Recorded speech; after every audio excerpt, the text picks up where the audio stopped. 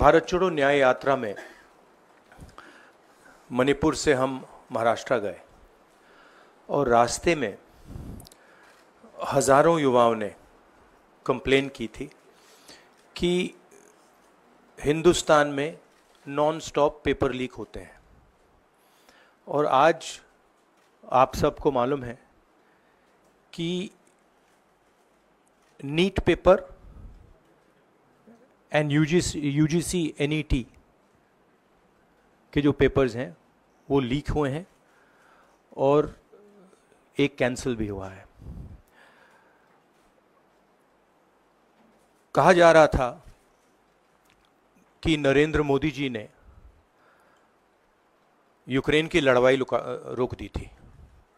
मतलब एक ऑर्डर देके जो रूस और यूक्रेन के बीच में लड़ाई चल रही थी उसको रोक दिया था, ब्रेक लगा दी थी। इजराइल और गाजा के बीच में जो लड़ाई चल रही थी उसको भी नरेंद्र मोदी जी ने रोक दिया था। मगर किसी ना किसी कारण जो हिंदुस्तान में पेपर लीक हो रहे हैं उसको नरेंद्र मोदी रोक नहीं पा रहे हैं या रोकना नहीं चाहते हैं। नुकसान स्टूडेंट्स का होता है। जो हिंदुस्तान के स्टूडेंट्स हैं, मैं जानता हूं कि आप इन एग्जाम्स के लिए महीनों सालों काम करते हो। ये आपका फ्यूचर है और आपके फ्यूचर से खिलवाड़ किया जा रहा है। मध्य प्रदेश में व्यापम हुआ और अब उस व्यापम को नरेंद्र मोदी जी और उनकी सरकार पूरे देश में फैलाने का काम कर रही है। मैं इंस्टीट्यूशनल कैप्चर की बात करता हूं, मीडिया की बात करी, अलग अलग हिंदुस्तान के जो संस्थाएं हैं उनकी बात की। यही एजुकेशन इंस्टीट्यूशंस में हो रहा है। पेपर लीक का कारण है कि सारे के सारे वाइस चांसलर्स, एजुकेशन सिस्टम को बीजेपी के लोगों ने, उनके पेरेंट ऑर्गेनाइजेशन ने कैप्चर कर रखा है। जब तक ये कैप्चर रिवर्स नहीं किया जाएगा तब तक पेपर लीक चलता जाएगा। इस कैप्चर को फैसिलिटेट नरेंद्र मोदी जी ने किया है और ये एक एंटी नेशनल एक्टिविटी है क्योंकि ये देश का भविष्य है और इससे हिंदुस्तान के युवाओं को, स्टूडेंट्स को जबरदस्त चोट पड़ती है। इंक्वायरी चल रही है, एक को आपने कैंसिल कर दिया है, अब पता नहीं दूसरे को कैंसिल किया जाएगा या नहीं किया जाएगा, बट कोई ना कोई तो इसके लिए जिम्मेदार है और उनको एकदम पकड़ा जाना चाहिए और उन पे एक्शन लिया जाना चाहिए। आपके कोई सवाल हो? साथियों, मैं गुजारिश करूंगा सवाल आपके इसी विषय पर। हाँ प्लीज। हाँ, sorry. When I went on my Bharat Jodo Yatra, the second one, throughout the route, students were telling me that paper leaks are endemic in India. They study, they work hard, honest students suffer, and students who want to cheat benefit. And this was repeated again and again and again and again. Now we are seeing an expansion of the idea of Vyapam across the country. BJP states have had to deal with this. Uttar Pradesh has had to deal with this. Madhya Pradesh has been a center of this. Gujarat has been a center of this. And now they have expanded this idea to the rest of the country. This is extremely damaging to students, and it's happening because all our institutions have been captured. Our vice chancellors are placed not based on merit, but because they belong to a particular organization. And this organization and the BJP have penetrated our education system and destroyed it. What was done by Mr. Narendra Modi to the economy with demonetization has now been done to the education system. Youngsters, I want you to know that the reason this is happening and the reason you're suffering is because an independent, objective education system has been demolished, and it has been replaced by an education system that is captured by the BJP, captured by their parent organization. And until this capture is released, you are going to suffer. You're going to see cancellations of your exams. You're going to see paper leaks again and again and again. One paper has been cancelled. We don't know what is going to happen to NEET. But whatever happens, it should not be done in a arbitrary fashion. The rules that apply to one paper should apply to another paper. And it is very important that the people who are guilty here are brought to book and they are punished. Thank you.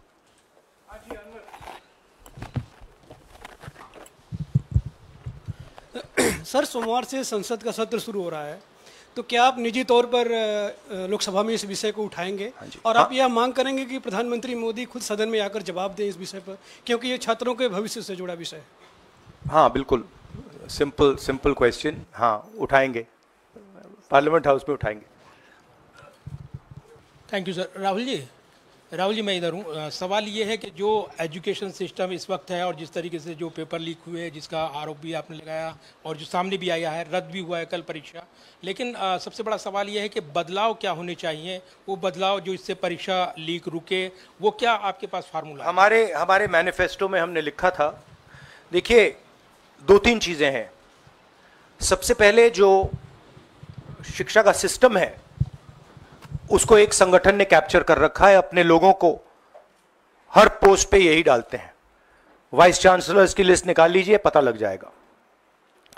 तो इसको reverse करना होगा. दूसरी बात, manifesto में हमने साफ कहा कि पेपर लीक होने के बाद कार्रवाई करना एक बात है, बहुत जरूरी है और स्ट्रिक्ट से स्ट्रिक्ट कार्रवाई होनी चाहिए, मगर हमने यह भी कहा था कि पेपर लीक होने से पहले जो सिस्टम्स हैं, जो यूनिवर्सिटी के एग्जाम्स के रूल्स हैं, सिस्टम्स हैं, इनको फिर से असेस करना पड़ेगा, इनको स्टडी कर रीडिजाइन करना पड़ेगा.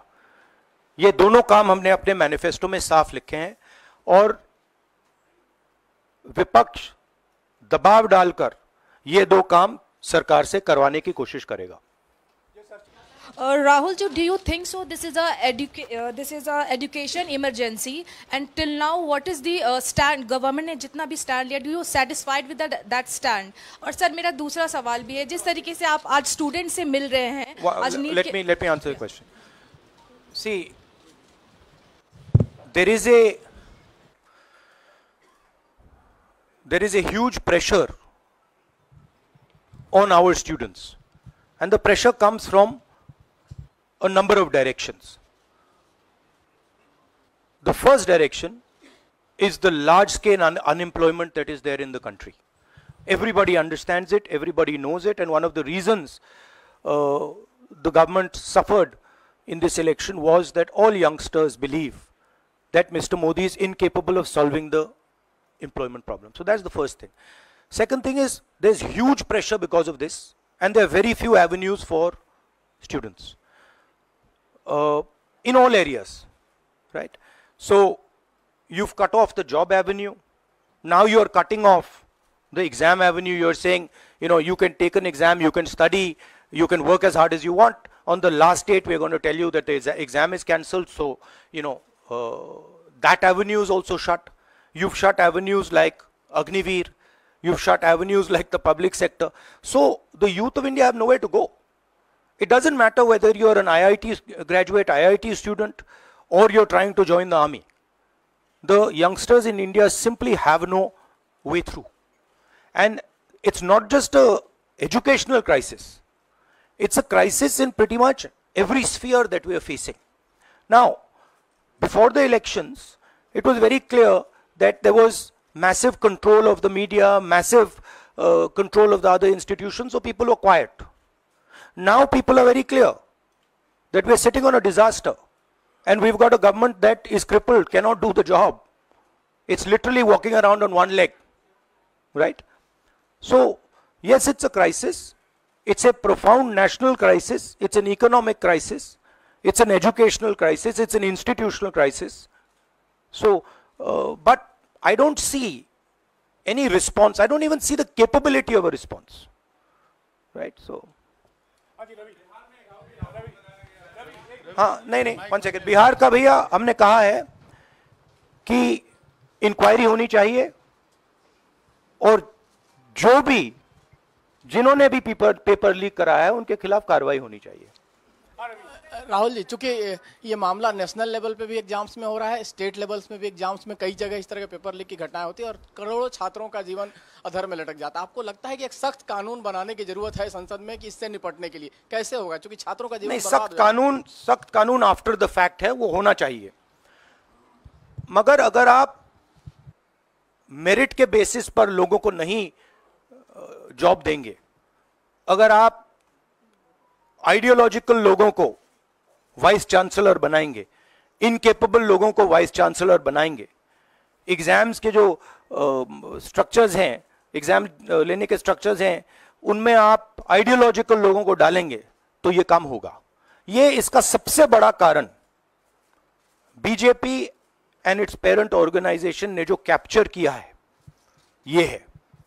और अगर आप कल्प्रिट ढूंढना चाहते हैं तो मैं आपको बताता हूं, जिन लोगों ने हिंदुस्तान के इंस्टीट्यूशंस को डिस्ट्रॉय किया है, जो पहले ऑब्जेक्टिव हुआ करते थे, इम्पार्शियल हुआ करते थे, वो आज इम्पार्शियल नहीं है, ऑब्जेक्टिव नहीं है, आइडियोलॉजिकल बना दिए गए हैं और मीडियोकर लोगों को इन इंस्टीट्यूशंस में बैठा दिया गया है. इसका मेन कारण यह है.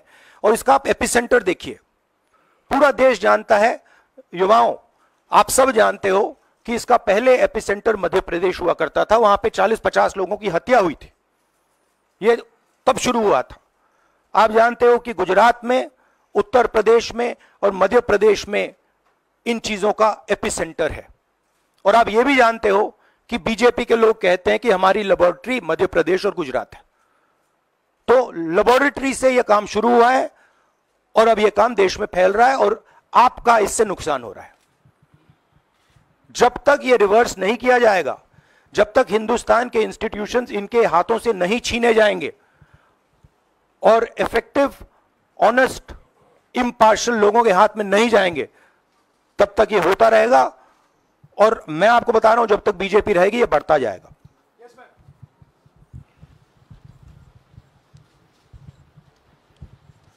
सर, एनटीए के अंदर सारे एग्ज़ाम्स आने लग गए हैं, नीट भी, नेट भी और इवन कॉलेज एडमिशन्स भी उसी पे हो रहे हैं. तो आपको लग रहा है ट्रांसपेरेंसी कहीं ना कहीं वहीं ख़त्म हो जा रही है, क्योंकि वो एक एजेंसी जो है वही सारा कंडक्ट करा रही है. तो आपने पार्लियामेंट में इस मुद्दे को उठाने को सोचा है कि एनटीए को कहीं ख़त्म करने की ज़रूरत है या बदलाव करने की ज़रूरत है? नहीं, देखिए, अगर हिंदुस्तान में बहुत सारे ऑनेस्ट लोग हैं, बहुत सारे ऑब्जेक्टिव लोग हैं, अगर ऑब्जेक्टिव लोगों को, ऑनेस्ट लोगों को आप ये काम दोगे, पेपर लीक नहीं होगा. अगर आप मीडियोकर लोगों को राजनीतिक बेसिस पे, आइडियोलॉजिकल बेसिस पे चुन के करोगे तो ये काम होगा. और ये मैं कह रहा हूं, दोहराता जा रहा हूं कि हर हिंदुस्तान की हर संस्था को कैप्चर कर रखा है. लीगल सिस्टम को, ब्यूरोक्रेसी को, इंटेलिजेंस एजेंसीज को, इन्वेस्टिगेटिव एजेंसीज को, एजुकेशन सिस्टम को.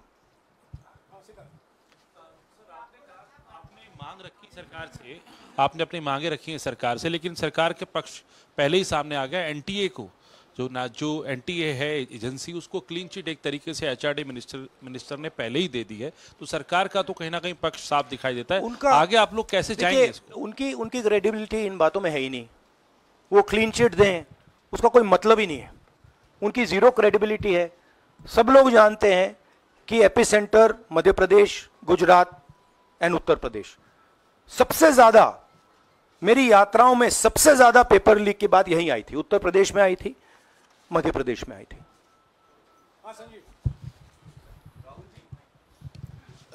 Rahul ji, NTA has conducted one test and which has been cancelled. The other is under doubt, and the court is looking into it. Would you say that the agency like NTA is incapable of conducting such examinations, because two main examinations, and I want it to be disbanded or something? No, I would say that if you let people who know how to run these things and you promote people based on merit, there are multiple ways in which you can do exams successfully. If on the other hand, you are constantly posting people who are mediocre, who do not have the skills to do these jobs, and you're posting them simply because they come from your same ideology, no system is going to work. You can change whatever system you want. If the people who are being put into that system are mediocre and being put in for the wrong reasons, it is never going to work. Sir, Last question. Sir, NEET, specifically on NEET examination, there is of course an investigation that is going on, but the scheduled counseling session is not been delayed. It is going to happen as per schedule. So do you think that this is a mere eyewash when it comes to the investigation, saying that investigation bhi ho rahi hai, but then they are not delaying the... Look, they can eyewash whatever they want, but they are going to get such pressure from the opposition that they're going to think twice about whatever they're doing. Because we are not going to allow this type of activity to be done as far as our students are concerned.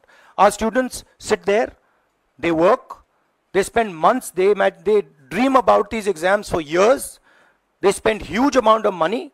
So the opposition is simply not going to allow any of this eyewash that is taking place.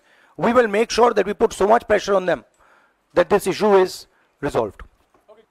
तो इसी विषय पर इस मामले में एक अजीब स्थिति है कि जो आरोपी हैं पटना में वो स्वीकार कर रहे हैं कि उनको पेपर पहले मिल गया था, यानी सीधे सीधे पेपर लीक का केस है और सरकार की तरफ से पहले तो क्लीन चिट दे दी गई, पेपर लीक से इनकार कर दिया गया और अब बिल्कुल रेडियो साइलेंस है। नेट कैंसिल हो गया, नीट पर अभी भी स्थिति साफ नहीं है। तो ये जो स्थिति है, आरोपी कह रहे हैं पेपर लीक हुआ, मंत्री कह रहे हैं नहीं हुआ, इस पर आप क्या सोचते हैं? और नो कॉन्फिडेंस मोशन पार्लियामेंट में आप लोग लाने की कोशिश करेंगे? Silence is because Prime Minister is crippled. Right now, Prime Minister's main agenda is the Speaker. So he's not bothered about NEET, he's not bothered about all these things. He's bothered about कि भैया मेरी सरकार निकल जाए यहाँ से और मेरा Speaker बन जाए. Right? That is where he is right now. That's where his mind is. Right? So, essentially the main thing is that we have a government now, right, and a Prime Minister now, who will find it very difficult to function. The Prime Minister, if I might say so, is psychologically broken. He has collapsed, psychologically collapsed. And he will struggle, knowing his personality, he will struggle to run a government like this. Because his entire sense of running a government, the idea of running a government, Mr. Modi's idea is to generate fear in people, to frighten people, to make people not speak. You're aware of that. Now what has happened is people are not scared of him. And you saw the other day, I think somebody in Varanasi itself threw a chappal on his car. Right? So it's very clear. The basic concept of Modi has been destroyed in this election. If we were faced with if right now you had a Vajpayee ji or a Manmohan Singh ji, they might be able to survive what they are faced with. Because there is humility, there is conciliation, there is respect. But Narendra Modi does not believe in any of these things. Narendra Modi believes my way or the highway. And now suddenly he's found that earlier there were Congress people who were not scared of him. Now nobody in the country is scared of him. Right? So psychologically it's almost a fatal blow for the Prime Minister. And he's going to really struggle. And of course, now we have a stronger opposition. So, it's going to be interesting and quite a lot of fun. Thank you. देखिए क्या हुआ, आपने जो नरेंद्र मोदी जी का जो concept था और वो गुजरात में शुरू हुआ था, गुजरात से वो गुजरात मॉडल फिर वो नेशनल लेवल पे लाए। कॉन्सेप्ट क्या था? कॉन्सेप्ट था मार्केटिंग, हजारों करोड़ रुपए की मार्केटिंग और डर, एजेंसी का डर, मीडिया का डर, सरकार का डर। अब हुआ क्या? अब देश में कोई उनसे डरता ही नहीं। मतलब एक तरीके से रिडिक्यूल करते हैं।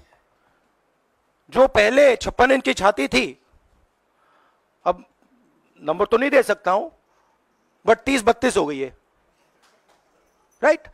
तो अब पूरा जो ढांचा था, इतना बड़ा गुब्बारा था, वो इतना बड़ा हो गया।